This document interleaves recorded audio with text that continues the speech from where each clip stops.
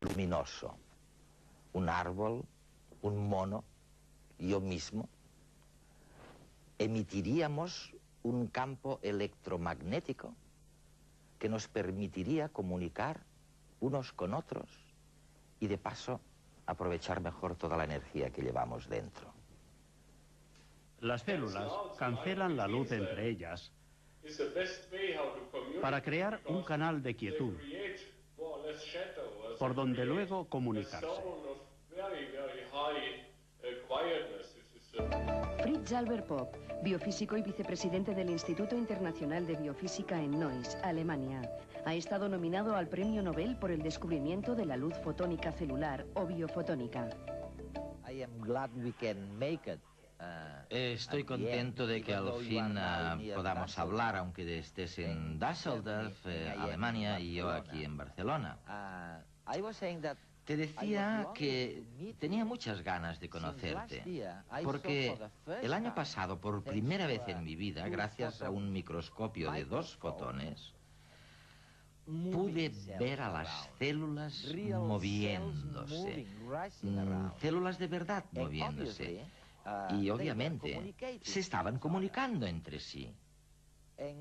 Resulta que tú, en los años 80, empezaste a descubrir y afirmar que todos los organismos vivos, incluidas las células, emiten una luz ultra débil,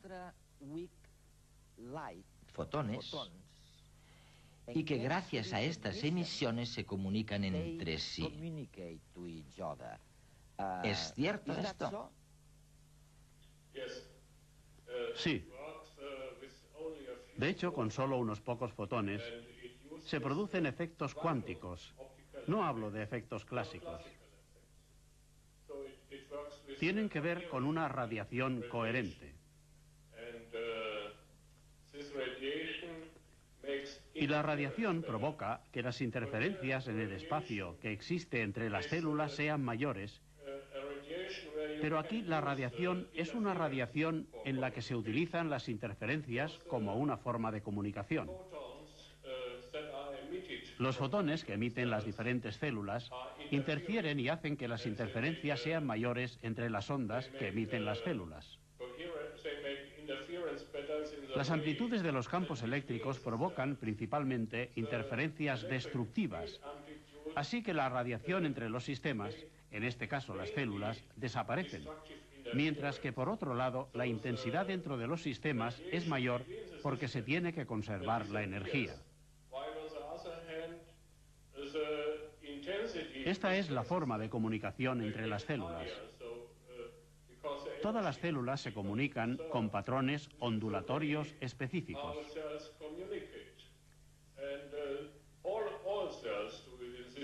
Se observan estructuras de interferencia específicas. Y si las células son idénticas, se dice que tienen el mismo patrón de frecuencia.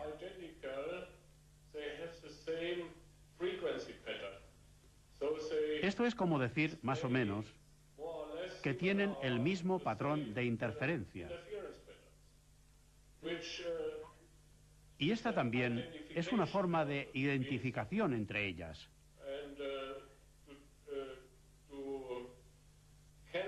Cancelar la luz entre ellas es la mejor forma que tienen para comunicarse, porque crean algo así como un canal. Crean una zona de quietud. O dicho de otro modo, crean una zona libre de sonido entre ellas. De modo que cuando cualquier pequeña perturbación surge, la perciben inmediatamente como una señal entre ellas. Lo que digo no es una especulación, es el resultado de una experimentación que se ha llevado a cabo en profundidad.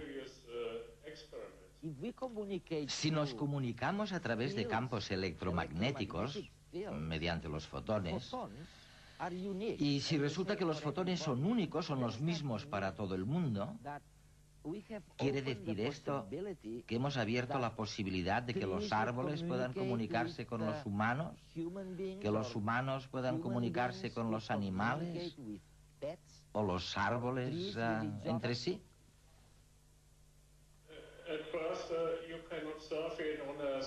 Por supuesto, podemos observarlo a un nivel celular. También podemos observarlo entre los animales.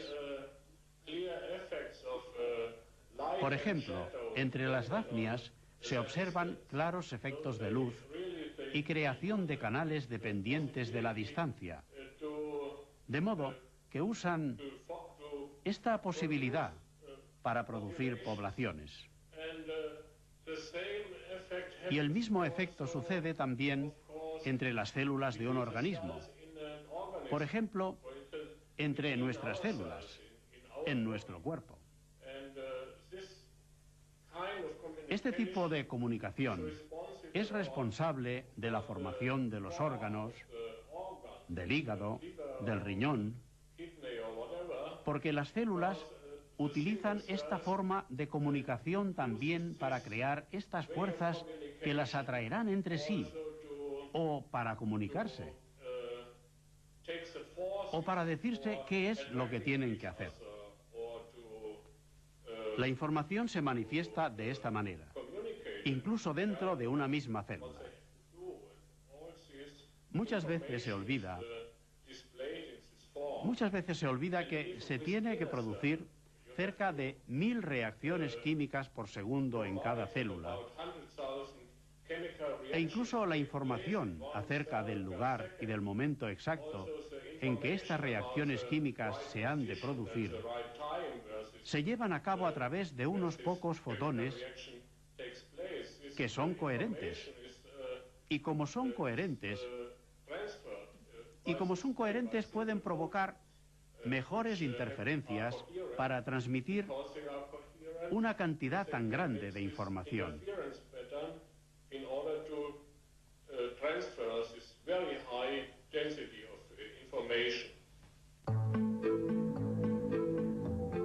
Hasta ahora se creía que solo unos pocos seres vivos, como extraños peces de las profundidades marinas o las luciérnagas, eran capaces de emitir ondas lumínicas, el mismo tipo de ondas que emite el Sol, que se denominan fotones. De manera natural existen unas estructuras, los pigmentos, que permiten que determinados tipos de estas ondas sean captadas por las plantas para realizar la fotosíntesis o por los animales para ver.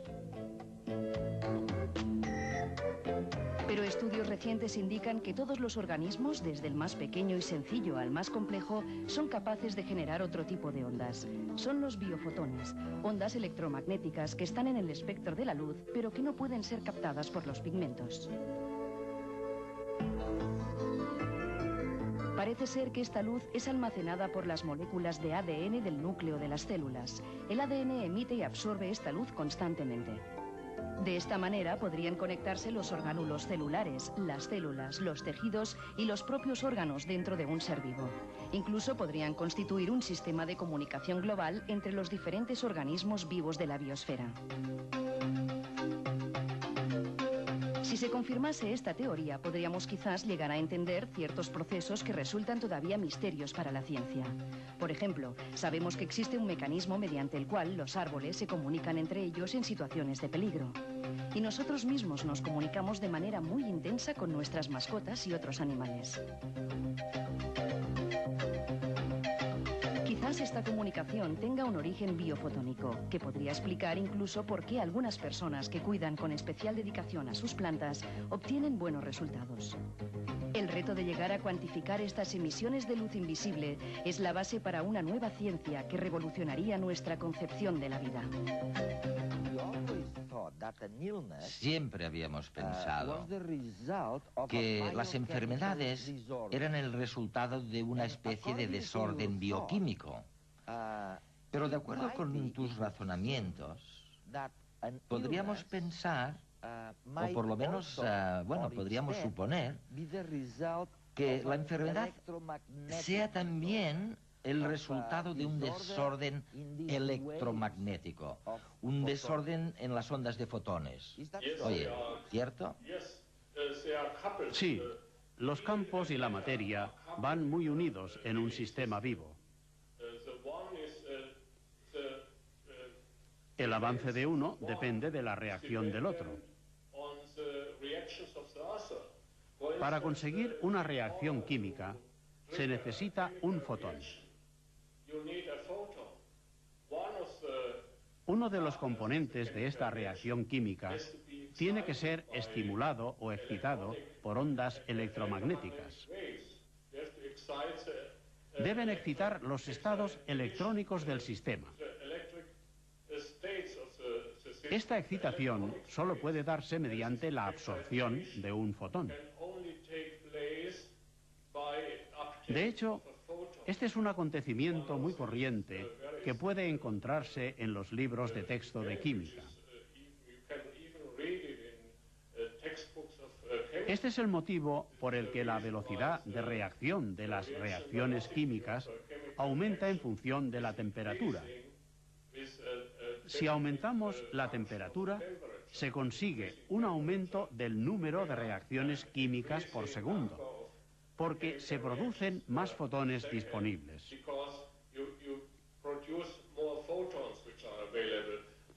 Pero la principal diferencia es que en un sistema biológico no se produce radiación calorífica en esta pequeña reacción, sino biofotones.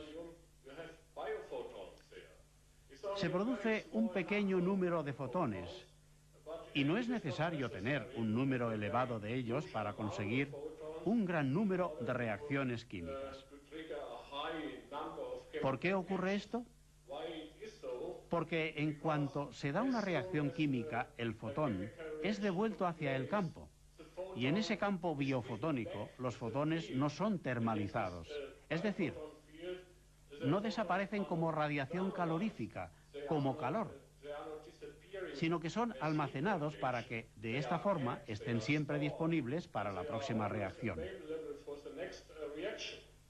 A este campo biofotónico, con su bajo número de fotones, no le resulta difícil asumir toda la actividad que se da en una célula, aunque sea muy elevada.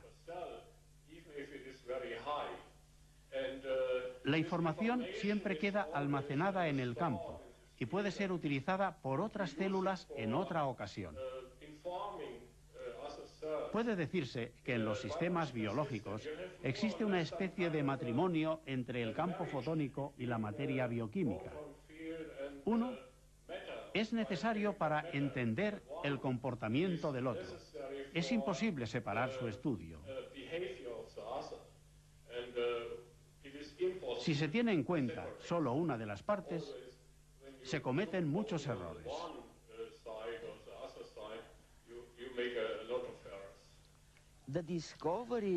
El descubrimiento de las emisiones biofotónicas nos llevaría, y esto es en realidad otra pregunta, nos llevaría a confirmar algunos métodos convencionales de curación basados en los conceptos de autorregulación de organismos vivientes. Me estoy refiriendo a la homeostasis o incluso a la acupuntura. Yo sé que existen muchas investigaciones que relacionan de alguna manera las propiedades de la emisión fotónica con anomalías biológicas o determinados patrones de crecimiento o de diferenciación de células en el proceso de morfogénesis. Oye, ¿estoy diciendo cosas serias? Me gustaría puntualizar que puede parecer muy sencillo explicarlo afirmando que estos fenómenos pueden observarse con solo decir que hay ondas electromagnéticas implicadas en ellos.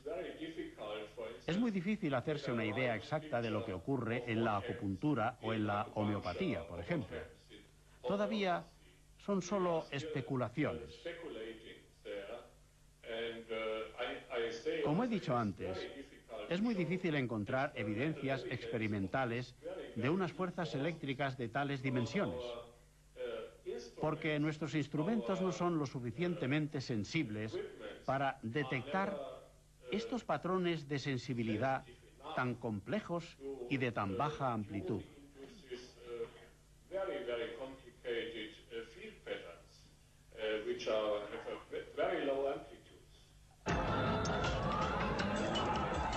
Todo, los átomos, las moléculas, los seres vivos y hasta los rascacielos vibran. Poseen un pequeño movimiento interior. Así, todo en el universo tiene una frecuencia natural. Sufre un cierto número de vibraciones en una cierta unidad de tiempo. Entre otros fenómenos físicos, cuando la frecuencia de una fuerza externa es igual a la frecuencia natural del sistema con el que choca, la energía se transfiere a ese sistema y la amplitud de las oscilaciones se incrementa. A esto se conoce como resonancia y es el mismo fenómeno que explica la absorción de la luz. Pese a que en principio parece una palabra inocente, la resonancia es capaz de romper copas cuando la frecuencia de la voz del cantante coincide con la del cristal o incluso echar abajo puentes. Así, en 1940 el puente suspendido de Tacoma en Washington se colapsó al entrar en resonancia como consecuencia del efecto del viento. No hubo pérdidas humanas, pero significó un cambio en la historia de la ingeniería de puentes y el inicio del estudio de su aerodinámica. Por esta razón, desde entonces los ejércitos, cuando entran en un puente, rompen el paso para no provocar su hundimiento por resonancia. De igual modo, nuestro corazón amplifica también su latido cuando resuena con algunas músicas y aún a un nivel más profundo, el neurólogo Rodolfo Llinás explica cada fenómeno de experiencia como una conjunción entre la percepción del mundo externo y el contexto interno de cada uno, la cual se realiza en el hipotálamo a través de columnas de neuronas capaces de resonar a una frecuencia determinada. Si esto es así, podría ser posible que determinadas terapias alternativas que exponen al cuerpo a oleadas de frecuencias electromagnéticas puedan producir una mejoría en ciertas enfermedades gracias a una resonancia favorable.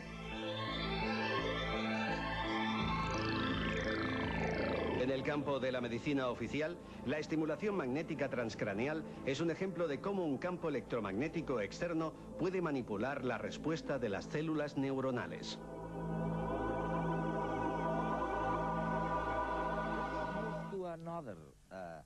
Pasemos a otro tema, muy distinto, pero que tiene que ver con tu teoría sobre la vida, ¿no?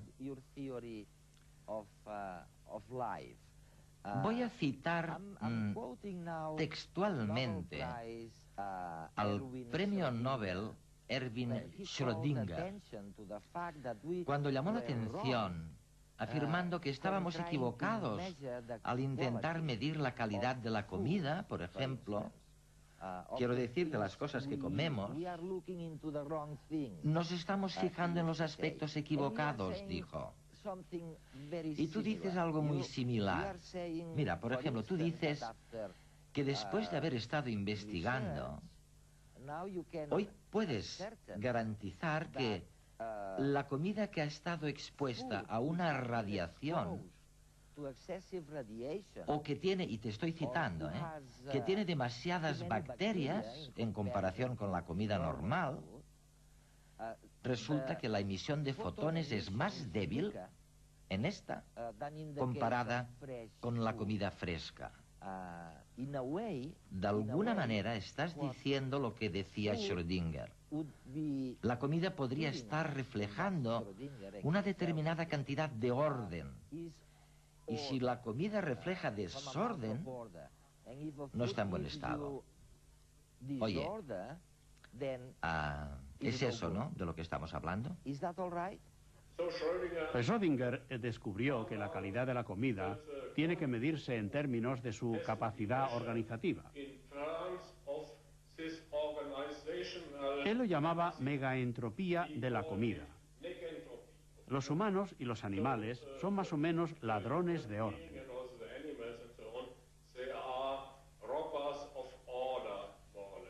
Nuestra idea era medir esta capacidad organizativa de la comida mediante la interacción de fotones, porque las plantas viven de la luz del sol. La luz del sol es una comida natural de las plantas y también de los humanos y los animales, en el sentido de que se alimentan de plantas que tienen fotones almacenados. Por ejemplo, Si separamos la glucosa, el azúcar, en CO2 y H2O, ambos son componentes moleculares del azúcar, pero también ambos contienen luz del sol, almacenan luz del sol. Y nuestro cuerpo aprovecha el CO2 y el H2O del azúcar, y el resto es luz del sol, que permanece en nuestro cuerpo mientras el CO2 y el H2O desaparecen.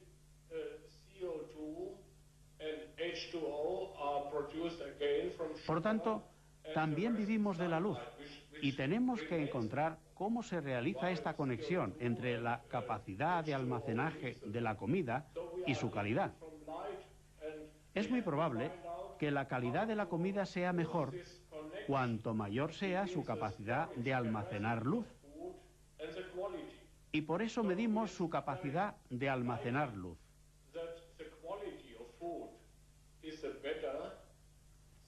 Esto parece muy sencillo, explicado así, pero es mucho más complejo.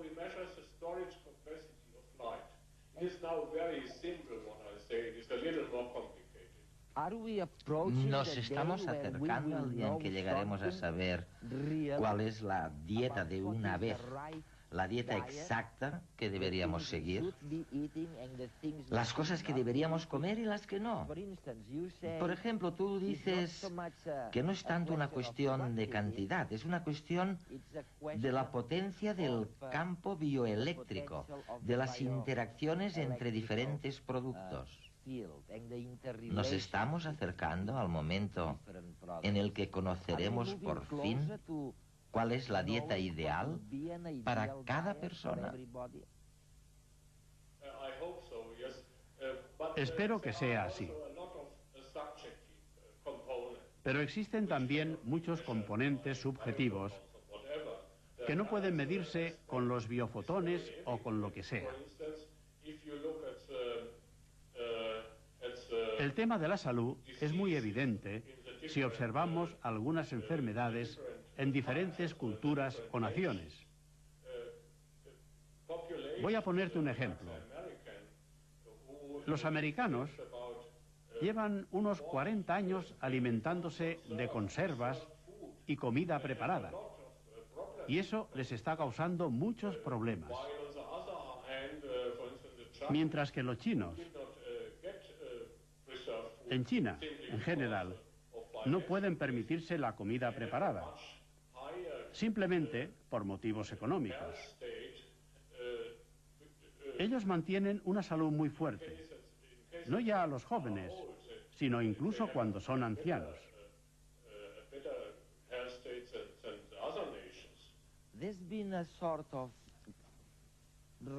Ha habido como un cambio bastante radical en la percepción del universo hacia una especie de desmaterialización.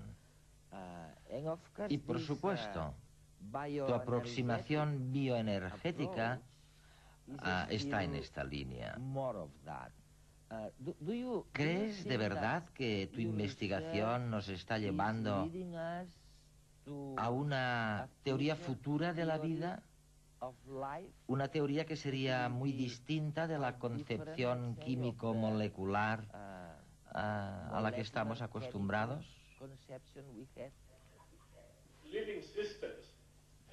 Los sistemas vivos, comparados con otros sistemas, los sistemas vivos, como digo, se diferencian en que la interacción con la materia es muy estrecha. Son dependientes el uno del otro. Ambos se influencian entre sí. Y este es un aspecto completamente nuevo. Está muy lejos de la visión de la vida desde el punto de vista de que la interacción entre las moléculas es baja. Por supuesto, es necesario saber que las moléculas están implicadas porque pueden llegar a influenciar a todo el campo, pero no es suficiente. Sería como si tú trataras de describir una moneda solo por una de sus caras. Tienes que mirar ambos lados para tener una imagen completa.